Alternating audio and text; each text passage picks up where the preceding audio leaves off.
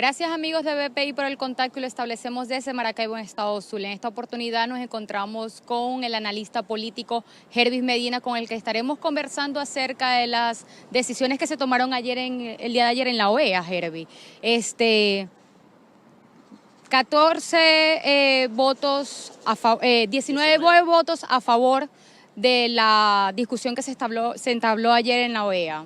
Tu punto de vista, ¿en qué nos afecta a la comunidad venezolana? Mira, primero hay que entender qué son las decisiones de la OEA, que el venezolano no sabe de esto, no sabe derecho internacional público.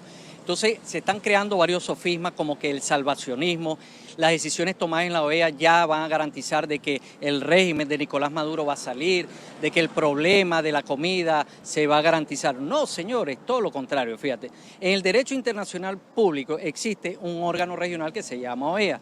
Ciertamente se tuvo una votación para condenar, es decir, para darle un regaño desde el punto de vista moral, más no jurídico. Ojo con esto, porque la gente cree que eso es una sentencia definitivamente firme que van a venir a ejecutar aquí en el país en contra del régimen de Nicolás Maduro y se los van a llevar presos. No, les aclaro, eso no es así.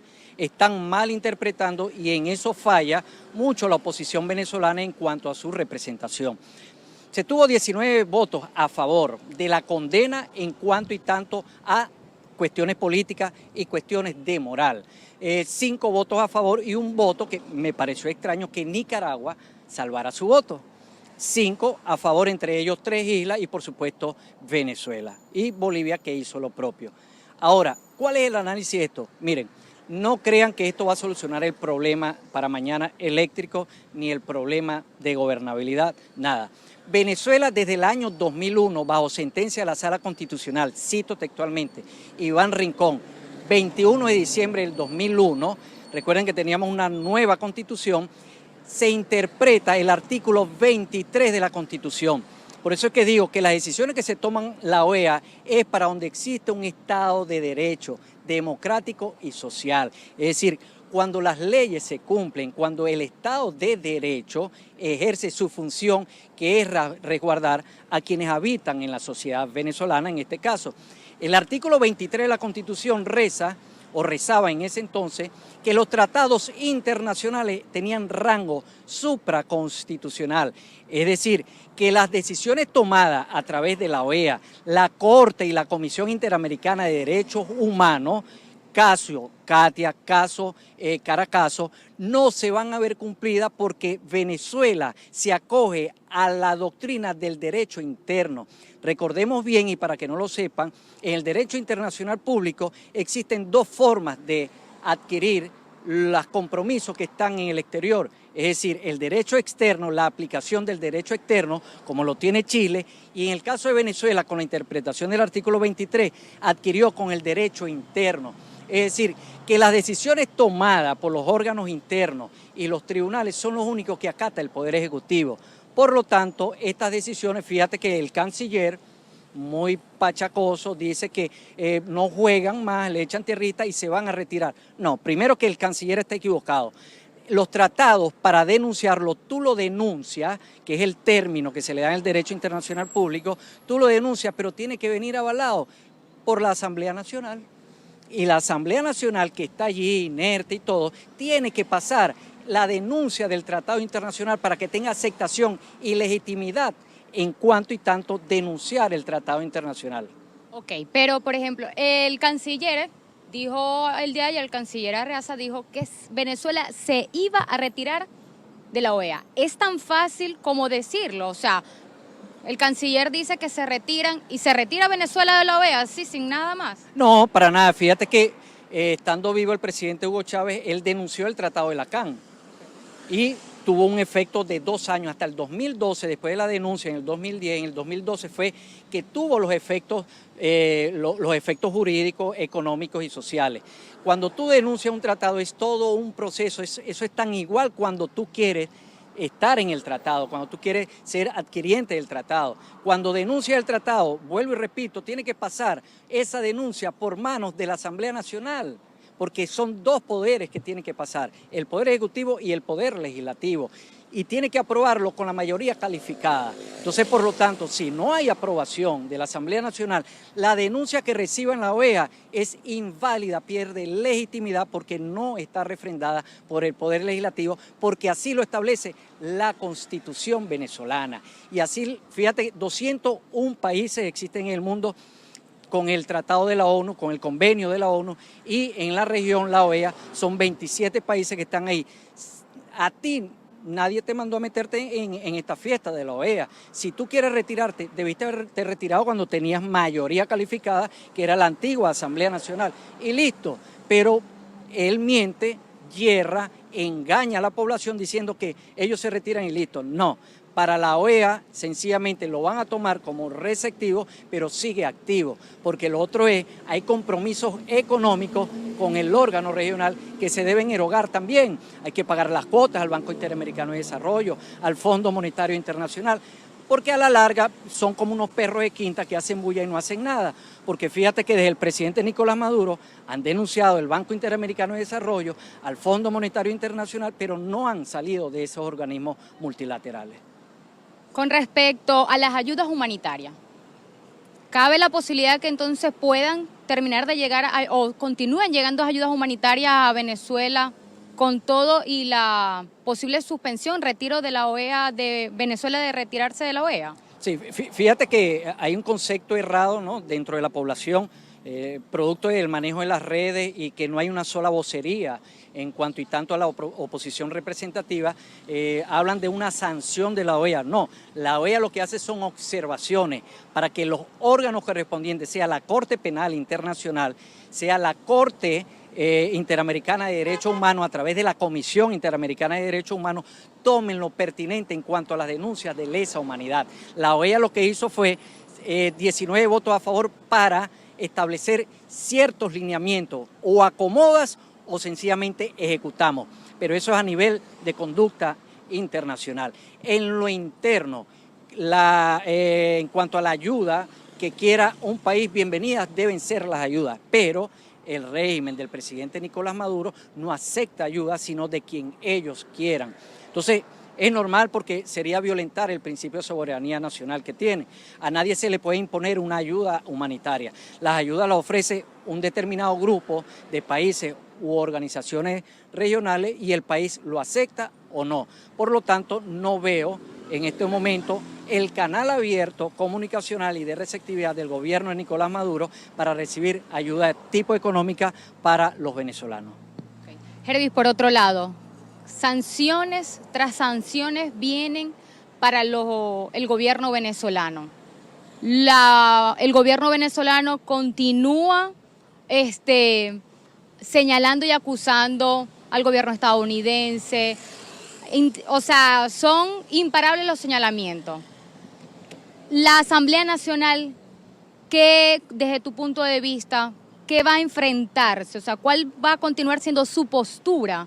¿Me entiendes? De los políticos de la Asamblea Nacional, tras todas estas sanciones y no se está viendo resultado. Bueno, ayer me informaban desde el hemiciclo que estaban leyendo el informe que recibieran en cuanto a los crímenes de lesa humanidad, un texto de más de 400 páginas, ayer comenzaron a analizarlo.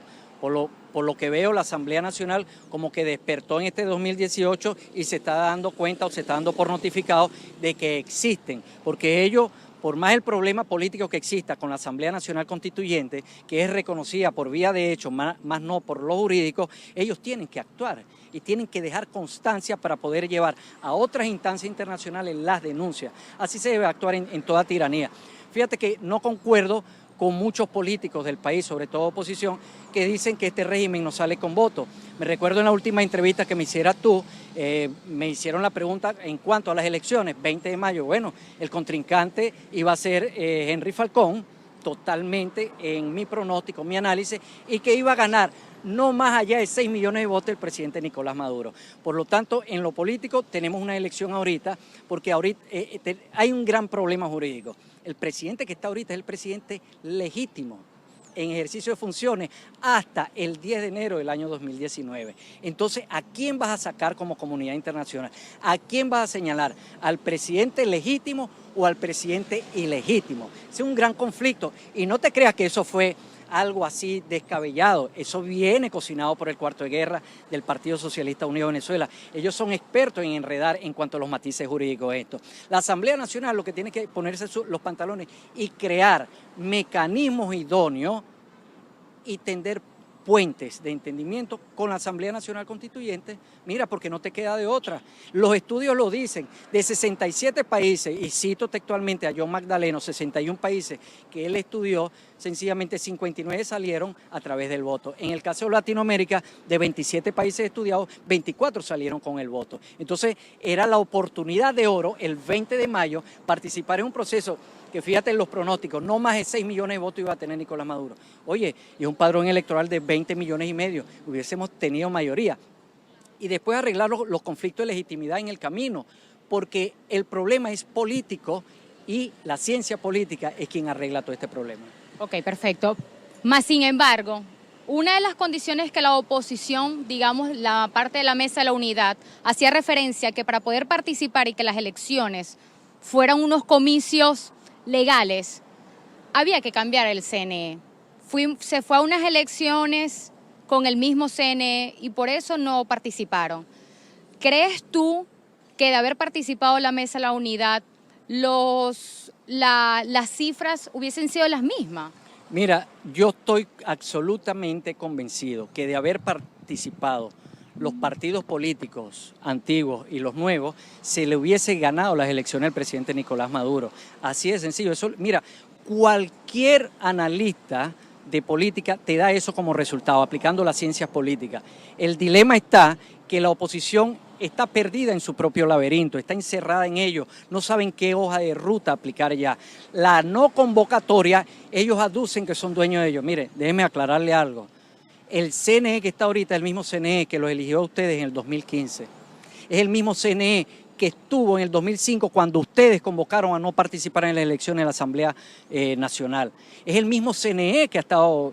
No le puedes pedir reglas democráticas a quien señalas como autoritario. Tú lo que tienes que establecer son estrategias idóneas para poderlos vencer en el mismo terreno de ellos. Eso sí, garantizando de tu parte el aspecto democrático, el aspecto de justicia social como tal. Entonces, vuelve a errar la oposición en la estrategia. Yo tengo información de que sencillamente ellos lo hacen porque quieren apalancarse en la caída que tiene el gobierno y quieren ayudarle a caer no participando, no. Con eso lo que hiciste fue colocarle un paracaídas para que no cayera por inercia, para que no cayera por caída libre. De verdad que estoy sorprendido de las tácticas de la oposición venezolana, que no pega una chica. Desde el 2015 ganaron la mayoría de los curules y de allá para acá se atomizaron. No han podido pegarle más ninguna en cuanto y tanto a la estrategia del Partido Socialista Unido de Venezuela. La elección debió haberse ido con las garantías que estaban, señores. Si son el mismo CNE, hubiésemos ganado, porque lo que cuenta en las elecciones son los votos. Y si tenemos 14 millones de personas a nuestro favor, con irles a convocar y sencillamente convencerles de que este es un paso para comenzar a salir del régimen, así va el discurso. Por otro, ya para finalizar, desde tu punto de vista, ¿qué va a pasar de ahora en adelante con la posible salida entonces de Venezuela de la OEA? Mira, este es un análisis más irracional que racional, porque racionalmente dice lo mismo. Yo les invito a las personas, a quienes nos siguen, a quienes nos ven, léanse el convenio, el tratado de la OEA. El convenio dice y te dice que no se puede ejecutar. Son sanciones meramente morales. Aquí no puede venir un tribunal acompañado de los marines de Estados Unidos a imponer nada. No, señores, eso lo establecen las cláusulas. Lo otro, el presidente Nicolás Maduro es electo ilegítimamente o legítimamente, como le hayan llamado, es presidente 6 años más. ¿Con qué va a vivir el presidente, el gobierno? Bueno, fácil, te lo voy a desmenuzar rapidito en economía, en macroeconomía, primer año de Derecho y Economía. El 78% de los ingresos que genera el país para cubrir Todo lo que tiene que ver el gasto de gobierno y todas las misiones se recaudan a través del CENIAT y no a través de la industria petrolera. Entonces ellos se siguen garantizando sobre la barriga y sobre las bayonetas con el 78% de los ingresos de los impuestos que pagamos todos los días. Hierra nuevamente la oposición. Mira, si yo fuera líder de la oposición, yo llamaría sencillamente una convocatoria a no pagar impuestos. Ahí lo comenzamos a quebrar en lo económico. ¿Ves cómo cambia la estrategia? No paguemos impuestos, pongámonos el brazo caído y no hagamos nada en favor, en cuanto y tanto lo económico, al gobierno de Nicolás Maduro, porque él va a seguir gobernando con el poco gobierno que tiene y con los 6 millones de habitantes que tiene a su favor. Y con el dinero no hay problema, porque él hace un ajuste de la unidad tributaria y convierte sencillamente el hueco fiscal, lo tapa con algo más fiscal, con dinero inorgánico. Y él puede pagar sus compromisos nacionales. En cuanto a lo internacional, mira, a la gente se le olvida que aquí hay unas alianzas estratégicas de dos polos muy grandes, China y Rusia. China y Rusia, mira, solamente China tiene invertido en Latinoamérica 535.000 millones de dólares y Venezuela abarca el 40% de las inversiones estratégicas acá. China no va a permitir, les informo, en la ONU para las sanciones estas, como están, y las invasiones y todo, existen 5 países que tienen poder de veto, que es Estados Unidos, Japón, Inglaterra, Alemania, bueno, y ¿sabes las otras dos? China y Rusia. Entonces, las sanciones que vengan de la ONU, de la OEA, Rusia puede levantar la mano y dar el poder de veto, es decir, deja de existir como tal. Tiene 2 aliados circunstanciales y China y Rusia le apuestan a Venezuela porque recuerden que Venezuela es la entrada para el Pacífico y para el Atlántico. Es la entrada en lo económico, en cuanto y tanto los bienes y servicios que ellos producen, traerlos a Latinoamérica. Y recuérdate muy bien el lobby internacional que hiciera Nicolás Maduro, siendo canciller, que lo hizo muy bien, siendo lobista, de manos del presidente Hugo Chávez. Se relacionó tanto con China, con Rusia y con la India, que es un país de economía emergente, que tienen alianzas estratégicas con ellos. Y les digo, ellos no van a permitir ningún problema internacional de otro país para ir en contra de Venezuela. Es decir, seríamos como una pequeña Cuba, porque fíjate que me decían ayer, ahora sí, ya falta poco, Herbie, 5 días más y salimos de Maduro. No, a Cuba tiene 60 años sin la ONU y sin la OEA. Y ahí está, nadie fue a ayudarlos a ellos. Intentó Rusia una vez y hubo un conflicto casi que nuclear. Ahora las cosas han cambiado. Primero porque Venezuela estratégicamente garantiza petróleo, agua y muchas cosas más que están en la faja petrolífera del Orinoco. Y lo otro, la posición estratégica que ve China y que ve Rusia para invertir en el país.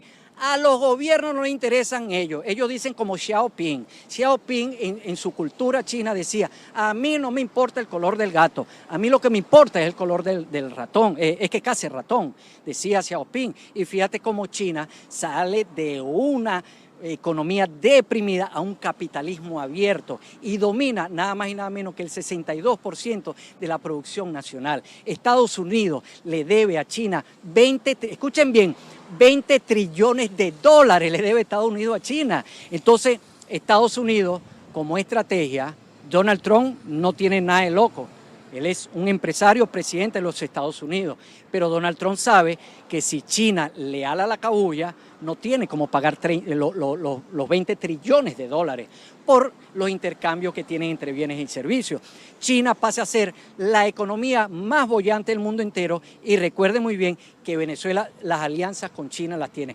Que se les acabó el intercambio, recordemos que existió el fondo chino que se vence en el 2018, pero vendrán otras negociaciones, porque a China lo que le interesa es el petróleo acá y traer de allá para acá los autobuses, los aviones, la comida, etcétera, etcétera. Eso es normal en los gobiernos cuando lo vemos en la esfera internacional.